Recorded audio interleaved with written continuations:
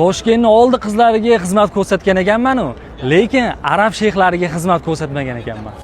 Oh Madinam, jannat bog'laridan bir bog', ummatlarning orzusi. Alloh nasib qilib bizni ham shunaqa muborak joylarda ibodat qilishlikni nasib qildi. Umra yoki haj safarini mo'ljallayotgan hojona va hoji otalarimizga zo'r joy ko'rsataman. Milliy brend va milliy iftixor endi Madinada. Ibodatlarga kuch-quvvat bo'lish uchun Gummaxoni va Non-Coop'dan kuchli kollaboratsiya. O'zbekistonning ifori va mazasini sog'inganlar uchun bemalol kelib ovqatlansanglar bo'ladi. Mazasiga keladigan bo'lsa, aytmasak ham bilasizlar. Joylarning sifatini ko'ryapsizlarmi? Bitta like bosib qo'yasizlar. Bu videoni haj yoki umra safariga billa bormoqchi bo'lgan do'stinglarga jo'natib, kommentariyalarda ismini yozib ketinglar. Aytgancha menyuga ham o'zgartirish kiritib, burger va klab sendvich ham qo'shishibdi. Biz ham vaqtdan unumli foydalanib, hammasini ozgina yeb ko'rdik. E'tiqodingiz u nima bo'ldi deysizlarmi? Uni bir kunga surtira qoldik. Sizlar muborak Madina shahrida yurib, o'zbek ovqatlarini sog'inasizlarmi? Shuncha gapirdim, adres aytmaysanmi deysizlarmi? 365-darvozadan chiqib chapga burilasizlar. Hamma biladigan Baqiy qabristonidan o'tib, 38-39 do'konga yetganda hammaga xayr.